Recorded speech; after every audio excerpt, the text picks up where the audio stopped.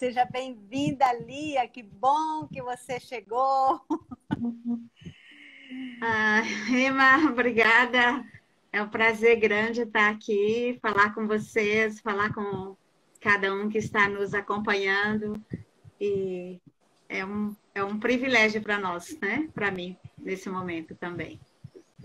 Para nós também, Lia. É muito bom conhecer um pouquinho mais de você, do que Deus fez em você, através de você, nessa trajetória missionária que você tem muito a compartilhar conosco, né?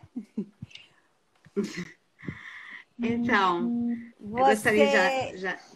sim, aí gostaria sim de você se apresentar um pouquinho para que a gente possa te conhecer.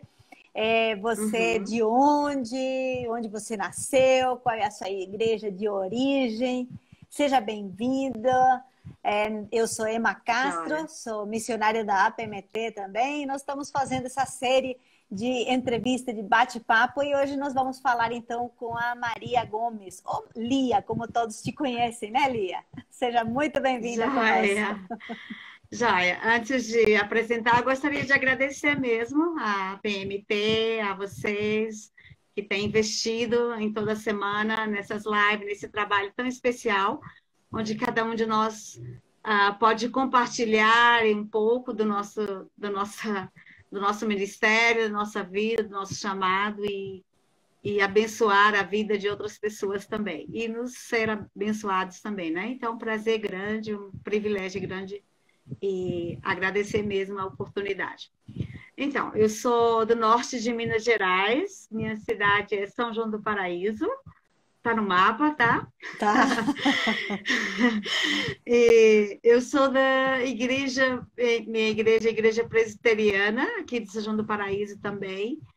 E eu não nasci na igreja, né? Sou de uma igreja, família católica, e eu me converti há uns 22 anos, então, há um Uhum. bom tempo atrás, Sim. mas é nessa igreja aqui, uma igreja que eu cresci junto com a igreja tinha acabado de ser plantada por 2 anos, Hum. 3 anos, e eu cheguei já nessa igreja e crescemos juntos, né? Então, por isso, bem conhecido aqui na minha igreja.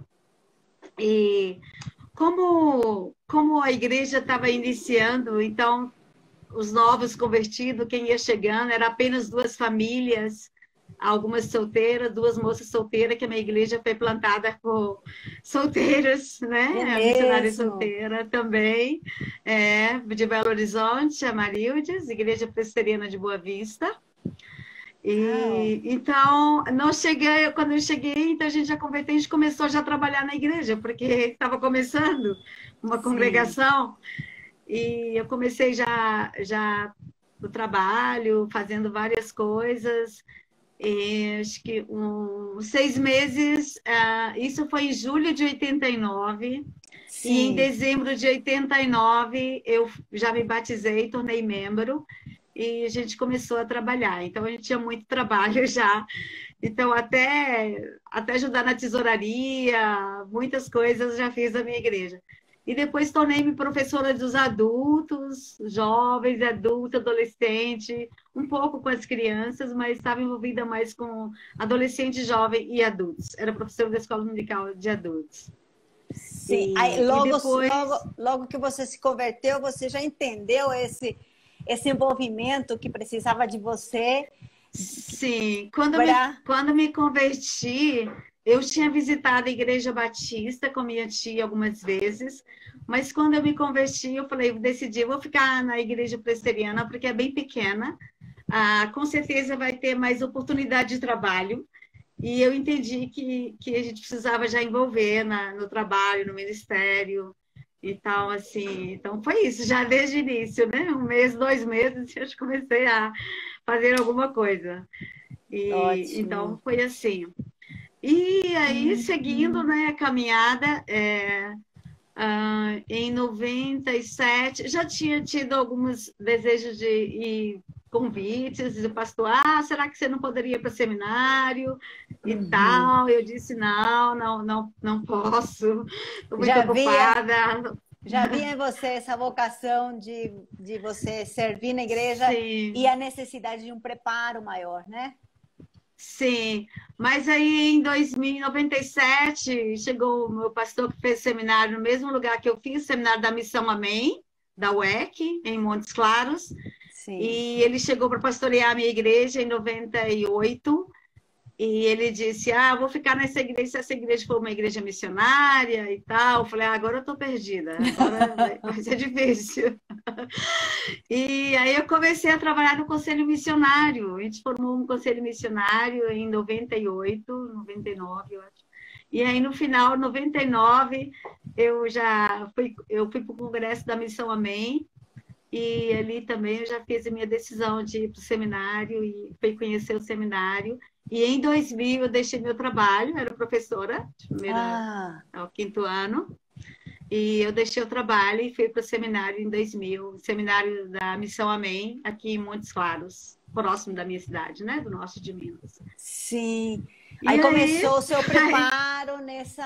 Aí comecei o meu preparo, fiquei 4 anos no seminário até 2003, final de 2003. Sim. E eu vou aproveitar já para falar um pouco do preparo. Então, 4 anos lá, e depois eu saí em 2004, voltei para a minha igreja, passei 1 ano ajudando ali, fui ser líder do Conselho Missionário e preparando para dar os outros passos. Falei com a minha igreja, bem, não sei ainda, meu pastor, não sei ainda para onde vou. Só que em 2003, foi o último ano do seminário, nós tivemos tem uma programação no seminário, acho que hoje não tem mais, chamava Portas Abertas, e nessa programação de 2003, o tema era os indígenas do Brasil.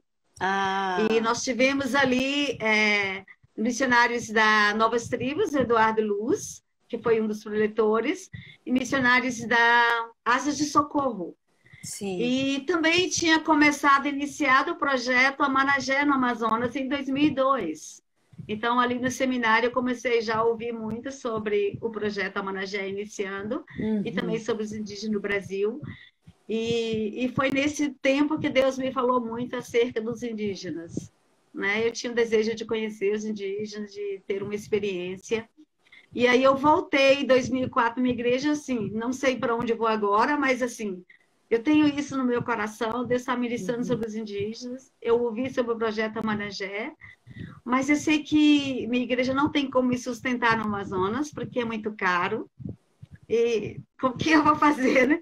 Até então, eu só tinha experimentado o sustento com a minha igreja, pago o meu curso no seminário, então eu não tinha muito ainda lidando com essa questão de viver pela fé, né? De sustento. Levantar parceiros. Isso, levantar parceiros. E aí meu pastor abre com uma visão muito, muito forte, ele diz, não tem nenhum problema. Se Deus está chamando, Deus está indicando, não há problema com sustento. Ele vai levantar o sustento, não se preocupe e tal. E aí, no final, e ali nesse ano com a minha igreja, trabalhando e fortalecendo também a igreja novamente, Deus me falou muito acerca de dar passos. Eu precisava dar passos, eu não poderia ficar parado. Eu tinha que dar passos. Eu falei, então tá, eu tenho que começar a dar passos.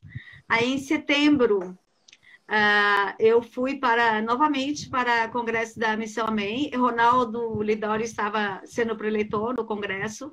Adley, o meu pastor, foi comigo. E chegando lá, eu tive uma conversa com ele, né? E ele falou, você precisa entrar na missão, você precisa fazer linguística, você precisa passar 2 meses no Amazonas, entre os indígenas, saber se você vai ficar ou não.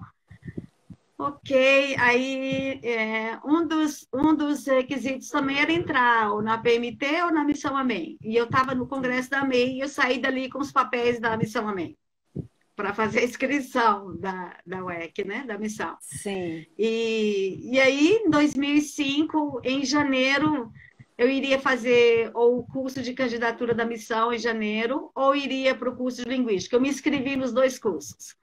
Linguística em Brasília, na Missão Além, e o curso de orientação da missão, da UEC, lá em Belo Horizonte. E eu falei, o que sair primeiro eu vou, vai ser no mesmo semestre, então não tem como eu fazer isso. Fazer às vezes. E eu de manhã eu recebi uma ligação da Além falando, você está aceita para o curso. E à tarde eu recebi a ligação da UEC, você está aceita para o POC, para orientação. Ó, eu vou primeiro para Além, porque eu falei para Deus que é primeiro para lá. E aí eu fui para o curso de Linguística em 2005, 6 meses lá em Brasília. Certo. Um curso extremamente mais difícil e um pouco estressante, mas também muito especial. Para mim, o melhor curso que fiz. Era muito gostoso o curso também. E Ronaldo disse, você tem que passar 2 meses no Amazonas. Aí a Missão Além tinha um curso de 2 meses numa aldeia no Pará. Aí eu perguntei para ele, será que se eu ir para o Pará é a mesma coisa que ir para o Amazonas, que é mais barato para mim no momento? Ele, é parecido, é igual, não tem problema. Aí eu fui com a Missão Além no 2º semestre, 2 meses numa aldeia no Pará, na região de São Félix do Xingu, com os Paracanãs, com a Missão Além. Passei 2 meses lá, foi muito especial. Foi com uma equipe. Quando Deus... Foi com uma eu tinha uma equipe, né?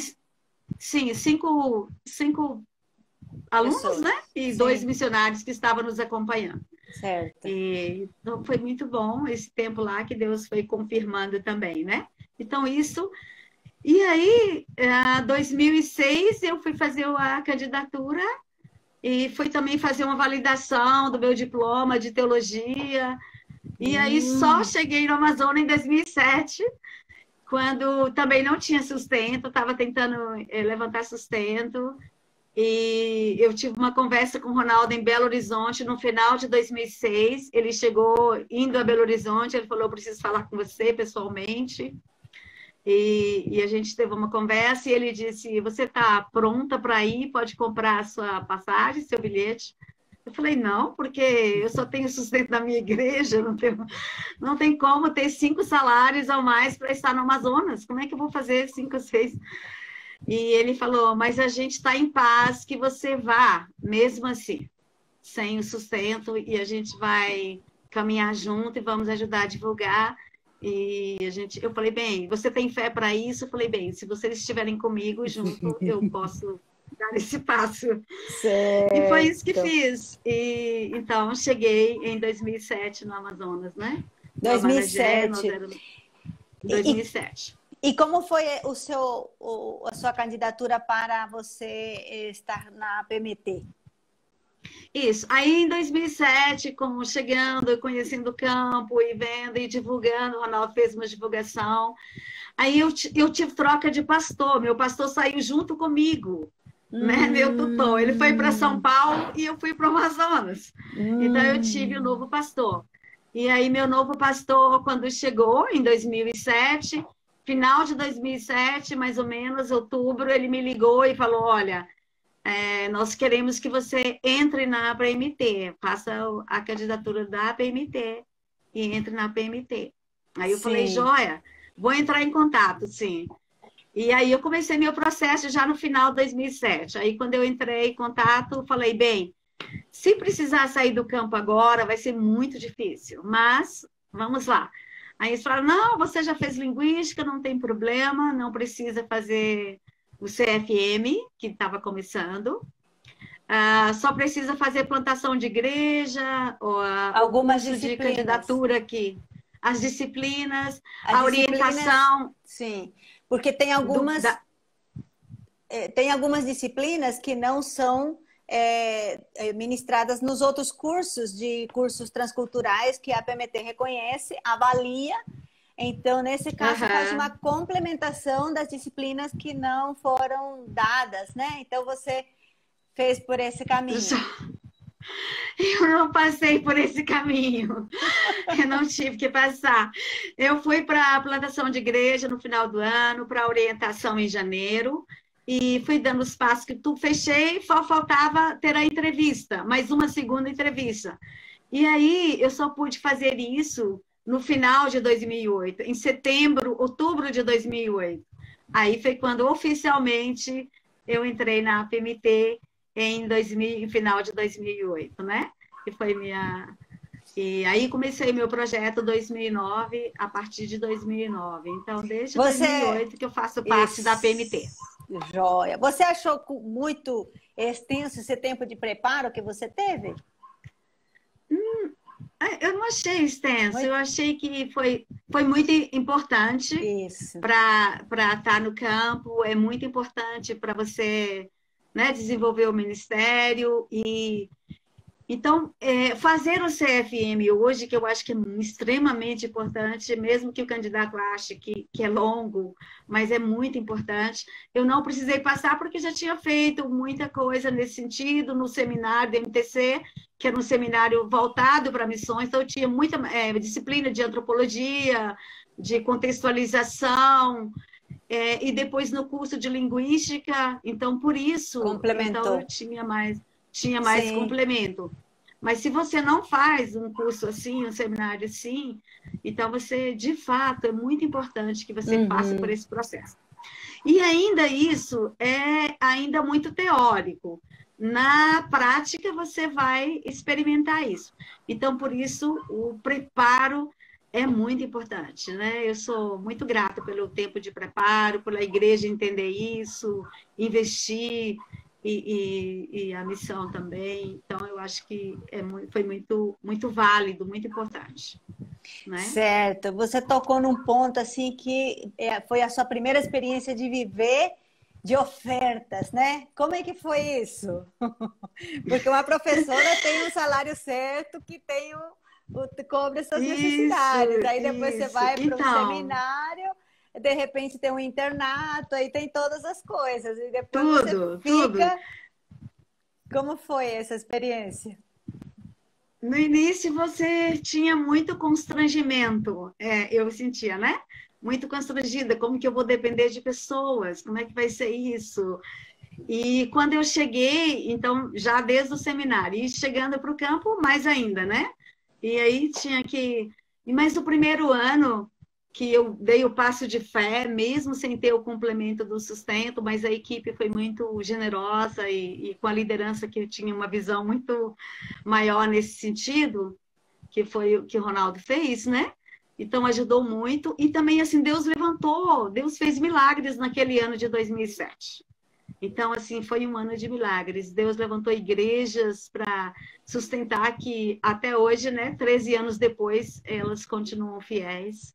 Então, é Deus que sustenta, na verdade. Depois você vai entendendo isso. E depois Deus foi calmando meu coração nesse sentido. E eu fui me, né, tornando mais dependente disso pela fé e dependendo do Senhor e sem esse estresse. Para mim não foi nenhum, não tive estresse assim, de falar, e agora, o que eu vou fazer e tudo, não. Foi um pouco, mesmo sem passando por isso, mas foi um pouco tranquilo, não tive que ser tão estressante, ficar tão preocupado, será o que vai acontecer amanhã e tal. É ser citadas Foi na fé mesmo, né? Isso é gostoso contar exercitar na fé. depois, né? Mas na hora que Isso, tem que dar o passo, é para aqueles que Deus mesmo coloca a justamente, convicção. Que bom, Lia. justamente. E aí, Já nesses contatos, seu primeiro contato no Amazonas, você teve algum choque cultural? Teve alguma situação que você achou assim, o que que eu estou fazendo aqui? foi. Quem não faz isso? Quem não acontece isso, né? Eu acho que chegar em Manaus ainda muito, muito diferente, clima, tudo mais. Nós chegamos para uma assembleia de campo que não entendi nada durante aquela semana. Tudo parecia que era inglês ou era japonês, não sabia, não estava entendendo o que estava acontecendo ali, porque você não estava no contexto, não sabia o que estavam falando, do que eles estão falando agora, né? O que vai acontecer agora? Mas assim, e aí o primeiro choque maior também foi a minha primeira viagem do barco, porque Ronaldo disse: vocês vão subir o rio, vão para as dois polos onde nós estamos atuando, São Gabriel da Cachoeira e Santa Isabel do Rio Negro, que Santa Isabel do Rio Negro vocês vão iniciar o trabalho, só tem um casal que chegou há 6 meses, está começando o trabalho lá, então vocês vão chegar e vão conhecer. Nós éramos 6 unidades missionárias que chegamos juntos ali. E vocês vão conhecer as possibilidades e decidir. Mas a gente gostaria muito que fosse Santa Isabel do Rio Negro. Okay. Então, e aí vocês têm que esperar para subir de barco, porque gostaríamos que vocês fizessem essa primeira viagem de barco e não de avião, não de voo. Quantas horas? O rio estava vazio. Vocês não podem subir porque o barco não está viajando. O rio está vazio? Como assim? Tá seco agora. Tem que esperar chover. Ok. Aí, fevereiro, março, final de março, aí foi a nossa viagem. O barco começou a viajar. Então, à tarde, fomos lá e eles foram nos levar e vai de suíte para ser mais tranquila. Era eu e duas solteiras, né? Eu e mais uma alemã, a Carol. Então, a gente entrou no barco, eles nos colocaram lá, tudo bem. Então, ali era um cruzeiro. Começou aquela viagem de sexta-noite, para mim, o cruzeiro. Foi lindo, foi maravilhoso, aquela viagem perfeita. Aí passou a noite, mas quando chegou durante o dia, dando a tarde, isso foi sexta-feira à noite. Nós fomos chegar em São Gabriel da Cachoeira terça-feira, 10 horas da noite.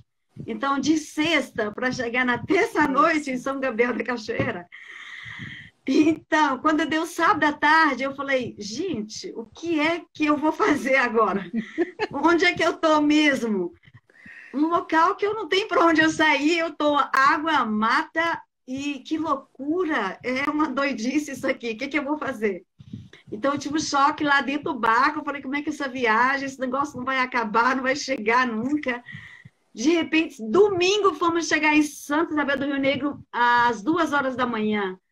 Aí parou, a gente falou, vamos descer um pouquinho, conhecer aqui a área aqui um pouquinho. Descemos, voltamos para o barco novamente. Começou a viagem, fomos chegar à terça-noite. Muito vazio o rio, muito seco. Então, o primeiro choque foi nisso.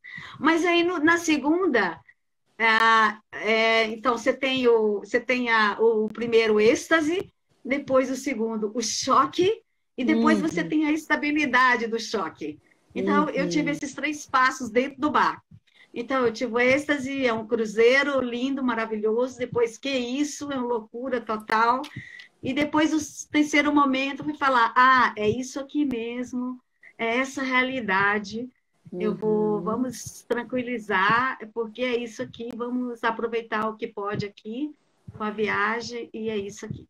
E aí você ficou então, 12 anos. Ficou 12 anos nesse contexto, trabalhando, isso. Né? Aí ficamos, viajamos, voltamos para São Gabriel, conhecemos ali, e conheci logo os Nadeb bem no início, e já decidi trabalhar com o povo Nadeb do Rio Negro, que era um povo pequeno, muito discriminado, e aí eu já me identifiquei ali o máximo com eles. Que joia! Então, e em Santa Isabel do Rio Negro. Então, a gente abrindo frente ali, iniciando tudo, não sabia nada, não entendia quase nada. Mas tivemos muito apoio também da liderança, dos missionários que estavam ali, de missionários de outra organização que estava ali, da Wycliffe, que trabalhava já com os Nadeb também, um outro grupo. Então, foi muito importante. Lia, e esse... Não, pode falar? Não tinha? Não tínhamos casa para alugar, para morar em Santa Isabel do Rio Negro. Era muito pequeno. Em 2007, tinha 5, 6 mil habitantes. Não tinha quase ninguém de fora daquele lugar. Então, a gente era visto com muito receio, né? Em qualquer lugar que a gente entrasse ali na cidade, no comércio. Não tinha casa. Se tinha alguma casinha, eles olhavam solteiro. Nesse lugar de fora. Então, a gente tinha eles essa luta. Não confiavam. Essa luta até com moradia. Lia, e quais foram assim, os pontos principais do seu ministério nessa região? Ok.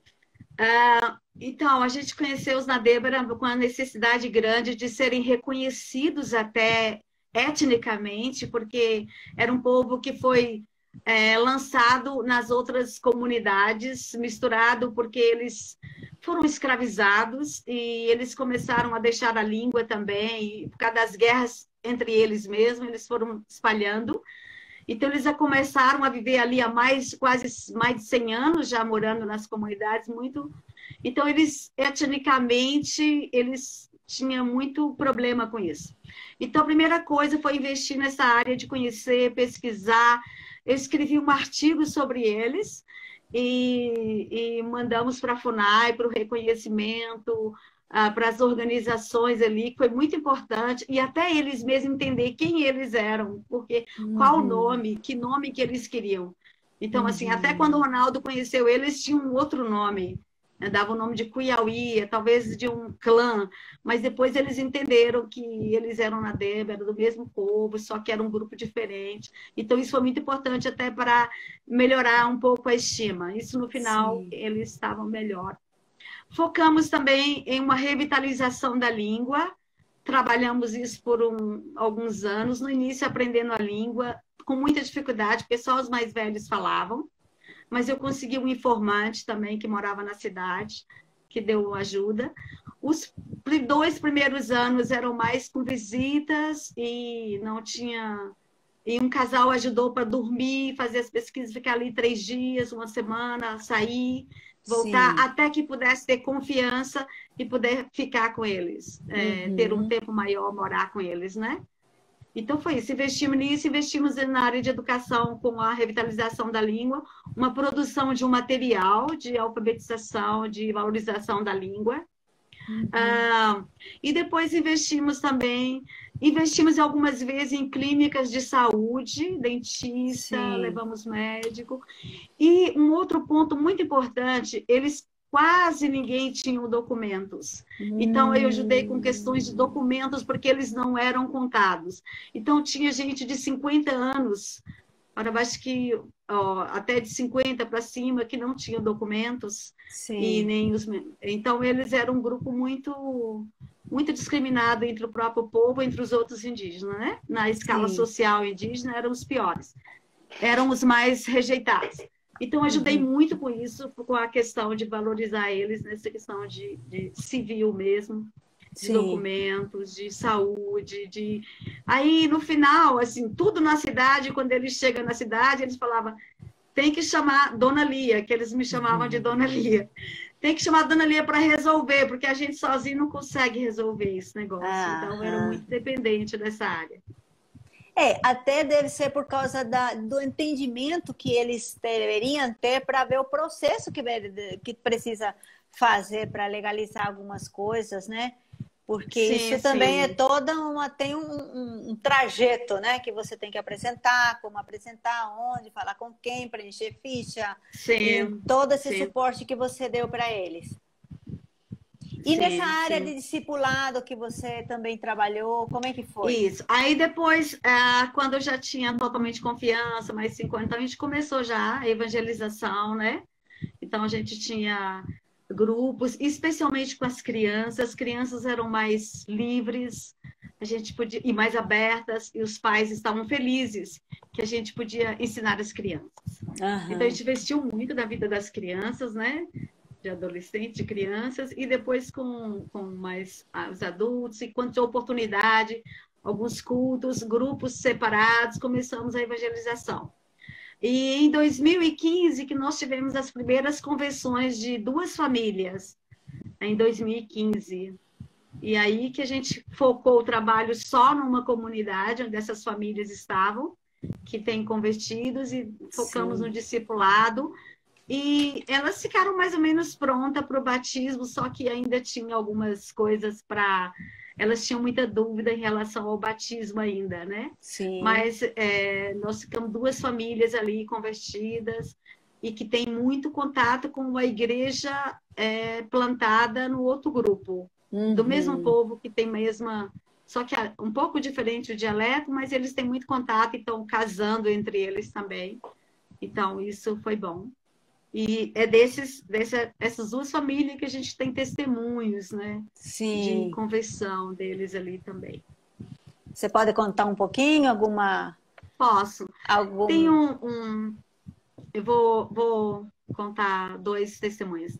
Tem um jovem dessa família que eles se converteram, então, assim, a esposa, o marido não ficou muito firme, só no final, mas a esposa e as filhas, e aí ele casou com a da outra família, e quando eu saí, voltei, ele tinha ido visitar os parentes dele nessa comunidade bem longe, Sim. no Roçado, e ouvindo muito o evangelho e tudo, aí ele chegou lá e disse que a esposa dele ficou doente. Aí ele à noite, ele orou, ele falou, o que que eu tenho que fazer aqui? Eu vou pedir para Jesus curar minha esposa. E ele disse que pediu para Jesus curar a esposa, e ele disse que viu Jesus, que Jesus apareceu para ele, que ele viu Jesus, e que Jesus falou com ele, que ele não estava bem, que ele precisava ficar bem, e que ele ia cuidar da esposa dele, ia curar a esposa dele, e ele deveria seguir o caminho. Então, isso ele ouviu, né? E ele disse que orou e Deus curou a esposa dele. E ele era um dos jovens casados, um jovem bem firme. Então, Deus fez algo muito especial na vida dele. Valteni, o nome dele. E era, vou testemunhar, na comunidade ele não mais participava das festas, de nada, sempre cuidou da família e participando dos cultos. E só que a gente estava investindo nele para a área de liderança. Só que os Nadeb é um pouco, você tem que ir muito devagar com eles. Porque como é um povo discriminado e um povo, eles não são povos de liderança. Uhum. Então, cada um faz o que deve fazer, cada um faz o que quer. Então, Sim. não é como os Tucano, como Yanomami, que tem liderança, reuniões. Eles não têm. Cada família é responsável por si mesmo. Então, há uma grande dificuldade de levantar líderes entre eles. Você precisa trabalhar muito essa questão, porque tem muita vergonha, muita dificuldade de ir para frente e de falar e tal. Então, mas ele é uma boa pessoa para investir na área de liderança. E o outro, o senhor Américo, que é o sogro dele, converteram juntos, mas eles são alcoólatras, então ele demorou muito nesse processo desses 2015 para 2020, né? 2019. Então, 4 anos. Então, o ano passado, quando eu estava próximo para vir embora, ele sempre participou, fazendo discipulado e tal, mas aí, nas despedidas, ele deu um testemunho.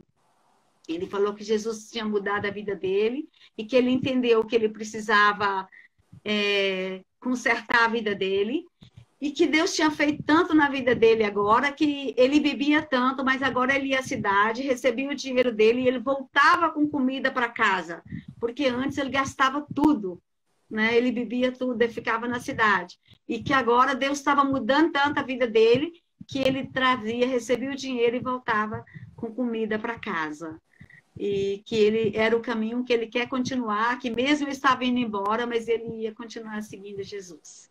Então, isso foi na despedida, na igreja, com todo mundo, assim, e ele deu o testemunho, né? Então, foi muito lindo.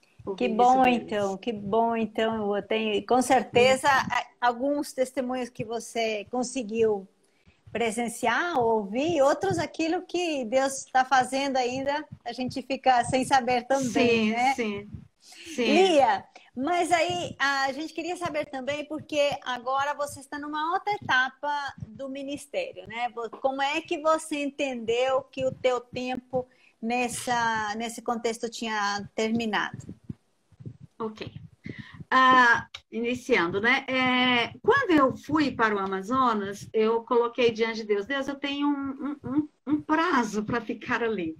De 10 a 15 anos eu quero ter o tempo lá. E então, estava já, né, 12 anos, eu estava orando, pedindo para Deus também me direcionar qual era o melhor. E depois, olhando o povo, olhando a igreja ali, consolidando e coisas muito mais. E entre os indígenas, é muito importante que tenha também a figura masculina para eles. Então, quando chegava a casal, então, assim, lógico que eles respeitavam muito, não tinha problema com isso, de ser solteiro, eles tinham um bom respeito, mas a figura masculina é muito importante. Então, eu vi que a igreja agora, no momento que estava agora, eles precisavam também de uma nova figura, um novo um novo casal, alguém assim para consolidar melhor a igreja, né? Então foi nesse Certo. sentido também. E, e também aí eu senti de Deus que já estava era o momento para sair também, né? Uhum, E uhum. experimentar novas e deixar também que eles tivessem novas experiências com outros missionários, com outra liderança, Certo. com outra área, né? E aí Deus me deu a oportunidade de visitar a Ásia, de estar um tempo na Ásia em Aham. 2016. Aí eu vou aproveitar e já falar um pouquinho. Então foi a primeira experiência fora do Brasil, longe, porque no Paraguai, na Bolívia, na América eu já tinha estado, né? Mas bem além mar, não. E eu estava um pouco cansada, precisava ter um tempo um pouco fora dali. E com a Missão Amém, eles falaram: é bom, talvez você sair para fazer um pouco de inglês também e tal. Eu falei: então tá bom. E aí, o único lugar, o visto que apareceu foi Índia, para um lugar que jamais imaginaria estar. E Aham. Deus me levou para a Índia. Então, foi um tempo bem difícil culturalmente falando, morando numa família hindu, contato com brasileiro apenas duas vezes ali durante os 6 meses. Uhum. Então, foi muito especial nesse sentido, de conhecer um pouco da Ásia, conhecer um pouco daquela região, como é que eles funcionam, né? E até entender as questões do Velho Testamento bíblica, deu para entender muito mais, porque é uma cultura muito parecida com a cultura israelita, né? A É. cultura dos hebreus. Então, foi muito bom. E eu visitei o Camboja, não visitei o Timor, mas visitei o Camboja. Então, eu conheci um pouco daquela área da Ásia.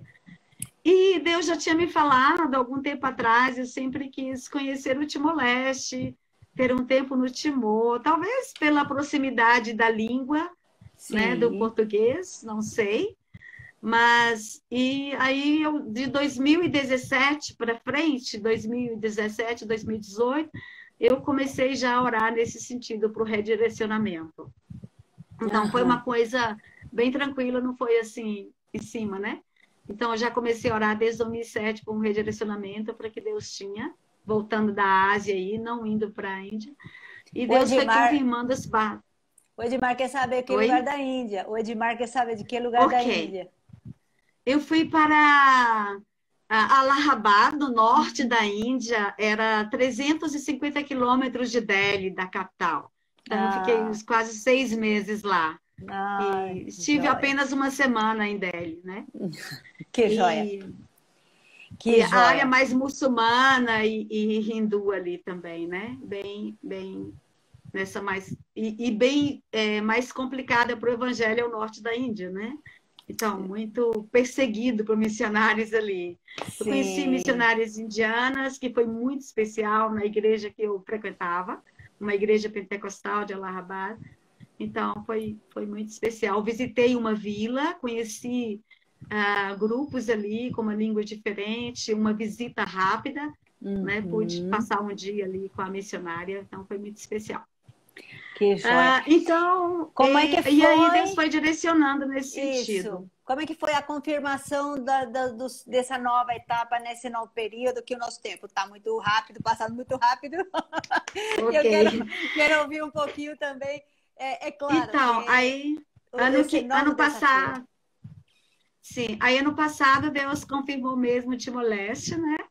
E conversei com a liderança da PNT, mesmo a liderança da UEC, a liderança de campo. Eles ficaram tranquilos. Claro que eu deixei o Amazonas, é muita saudade ainda, mas, assim, Deus tem direcionado e dado paz nesse momento, né? Então, eu saí Uhum. de lá esse ano Sim, e tinha planejado visitar o Timor esse ano, em abril, passar 2 meses lá. Era uma orientação da liderança também com o Gessé e a Ellen, né? Que a gente vai trabalhar sim. juntos. E temos ali também com a UEC está muito aberta para a gente ter um bom relacionamento ali, com a Mirna e o Dayan, que são líderes de campo lá. Mas aí, por causa da pandemia, não foi possível, né? A gente viajar em abril, com passagens já compradas, e aí eu comecei a proximidade também com a Tabata Amorim, que está indo, né? A E o Tabata Gessé e tá a Ellen. aqui. A Tabata tá te ouvindo, Isso. viu? É Tá isso. toda feliz Joia, também. tá. Então, foi muito especial. Ano passado, a gente começou os contatos e Tabata ficou tão animada, né? Que já... E aí, montei o projeto, assim, como a PMT também tem o alvo de empoderar a Igreja do Timor, a Igreja Presbiteriana do Timor. Então, o meu projeto, né, o projeto da TAB, nosso projeto é nessa área, mais de empoderamento da igreja, né? Na área de ensino, de discipulado, de produção de material, na área de treinamento. Isso vai ser o nosso foco aí para alguns anos. Então, eu também tenho que colocar diante de Deus e planejado estar no Timor de 8 a 10 anos. Então, só Deus sabe, não sei ainda. Mas não possível viajar esse ano, nem em setembro, como planejado. Então, eu conversei com o Gessé e a Elia, a liderança, e pensei, é melhor ir o ano que vem e já ir para ficar. Então, eu estou seguindo nesse projeto, nesse plano de já ir o ano que vem para ficar. Sim. Só tem um detalhe, eu só preciso de sustento para estar lá. Porque é muito diferente do sustento do Amazonas. Olha. Porque é dólar americano, né?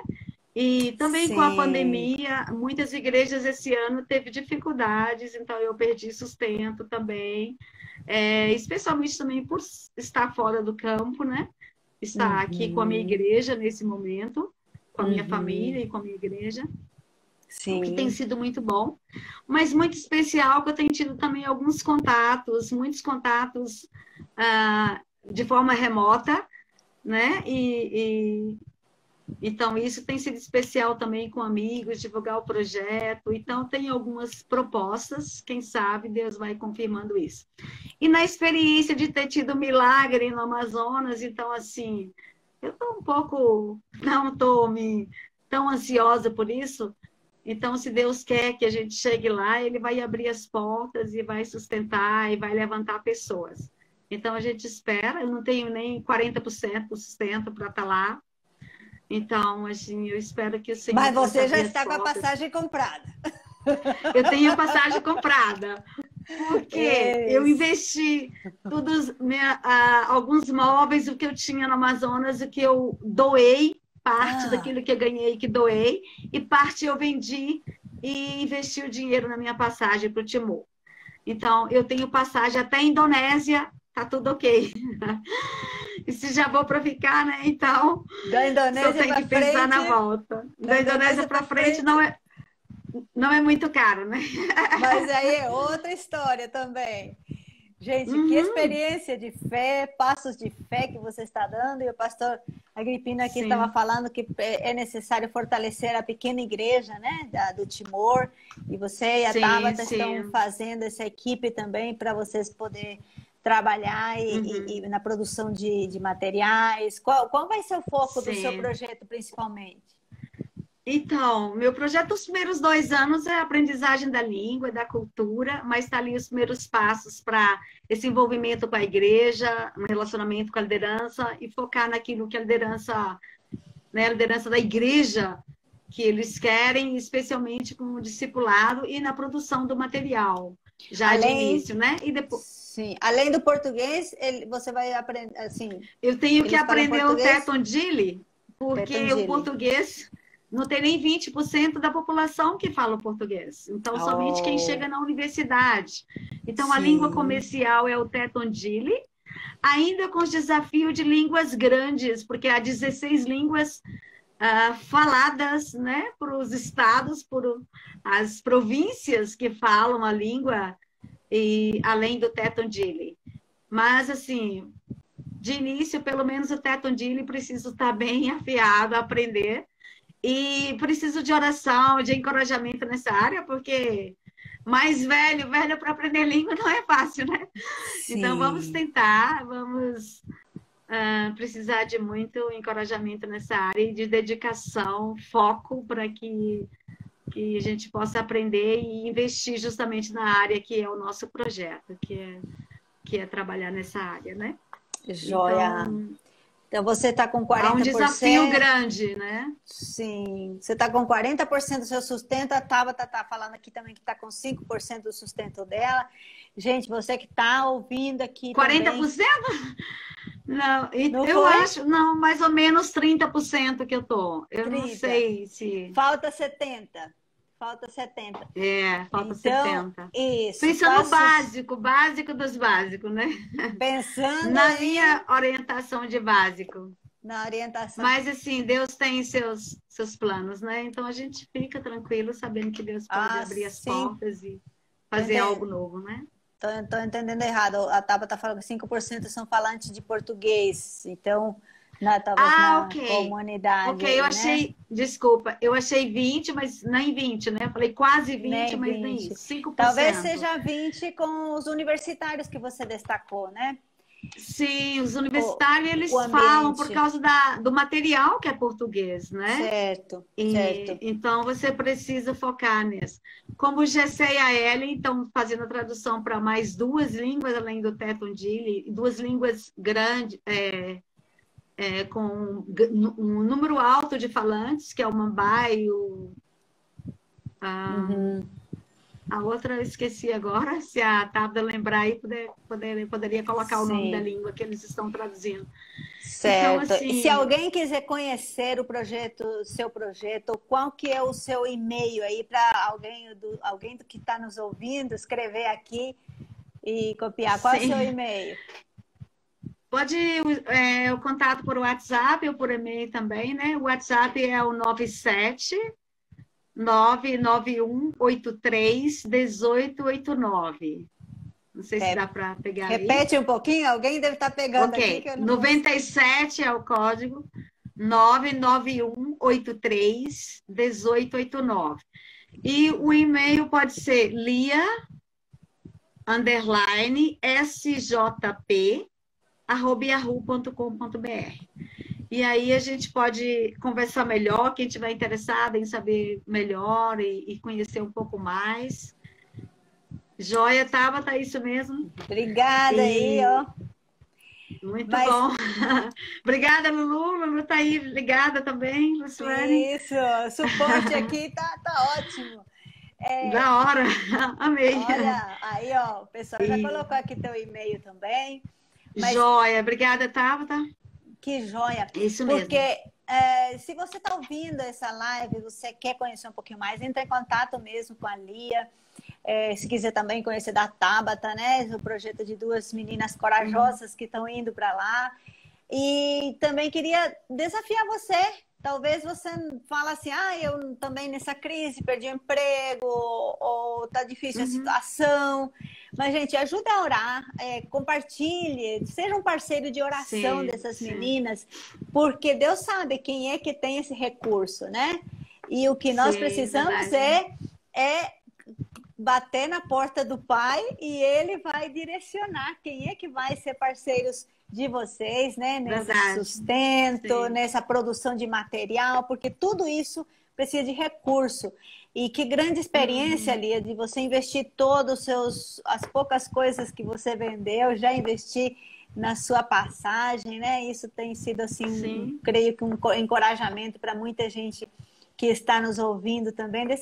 Assim, teu coração, a tua dependência está no Senhor e Ele há de prover tudo que falta, né? Para que você possa realizar esse trabalho e também te dar essa facilidade, habilidade para aprender essa língua, né? Conhecer esse novo desafio. E você que está ouvindo aí, seja um parceiro mesmo, ore, queira conhecer um pouquinho mais. E aqui no Instagram também você vai encontrar a Lia Gomes, né? O seu contato, você pode seguir a Lia e conversar com ela também para conhecer um pouquinho mais. Tem muitas experiências que a gente compartilhou e a gente pode compartilhar mais ainda. Mas aí uma mensagem, Lia, para aqueles que estão nos ouvindo, aqueles que estão querendo estão se preparando para se tornar missionários? O que você diria para eles? Ok. Eu acho que uma palavra muito importante é que é um privilégio servir ao Senhor. Não, você pode entregar a sua vida e doar-se para a obra e colocar-se à disposição do Senhor, porque, na verdade, Deus não precisa de nós, mas Ele nos dá o privilégio de poder participar da obra dele, né? Da missão dele. Então, essa é uma palavra, né, de privilégio que nós temos e que você possa se sentir também como privilegiado de poder participar da obra do Senhor. E uma segunda coisa, você precisa de perseverança, né? Você tem que perseverar e confiar no Senhor, porque no campo as coisas são muito diferentes da realidade e pode chegar um momento de desânimo, mas se você tem a certeza, a perseverança, essa confiança no Senhor, você vai prosseguir e Deus vai abrir as portas e suprir todas as nossas necessidades, né? Então, pode continuar perseverando, continuar com o pensamento firme no propósito que Deus tem colocado no seu coração para servir ao Senhor com alegria e não com tristeza, mas com um privilégio de servir o reino. E quando faltar o sustento, o que faz? Tem que buscar o Senhor mesmo. Para Deus abrir as portas e compartilhar, né? Também, né? Claro. Compartilhar as necessidades também, né? Isso é importante também. Manter esse vínculo com os seus apoiadores, com os seus parceiros. Isso, porque muitas manter vezes, o vínculo. Muitas vezes as pessoas também não sabem, né? Dos projetos, o que está acontecendo, quais são as necessidades que estão aparecendo, né? E o missionário, missionário também é uma pessoa de carne e osso, adoece, também tem necessidades que não colocou no projeto, não colocou alguma cirurgia que precisa fazer, ou alguma situação que surgiu, que precisa um tratamento pessoal, e também o próprio projeto, né? Precisa também de recurso para o próprio projeto, claro, para poder acontecer, né? Então é muito amplo, mas é com muita alegria que quando você vê Deus indo na frente, né?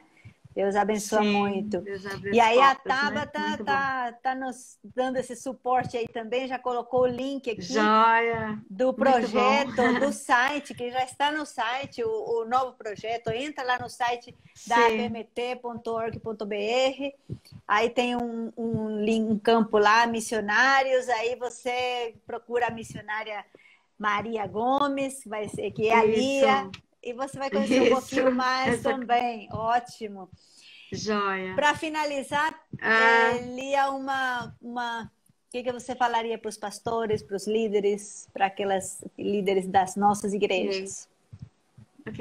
Para a nossa liderança, né, os nossos pastores, nossos líderes, acho que tem que continuar com a visão, né, do reino, a visão de espalhar o evangelho aos de perto e aos de longe, e focar especialmente, eu acho que nessa visão para que a liderança, para que os jovens, os adolescentes possam realmente investir suas vidas na obra missionária, né? E se a liderança tem essa visão, se tem esse engajamento, esse envolvimento com a igreja, com projetos missionários, se ele divulga isso muito para a igreja com certeza vai abraçar, vai envolver, vai ter gente que vai se levantar e vai querer fazer a obra e vai se estar na frente.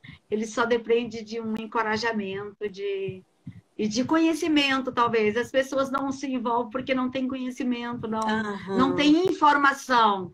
Então, é bom que a liderança abra para mais informações, para receber missionários, para buscar informações e envolver na intercessão.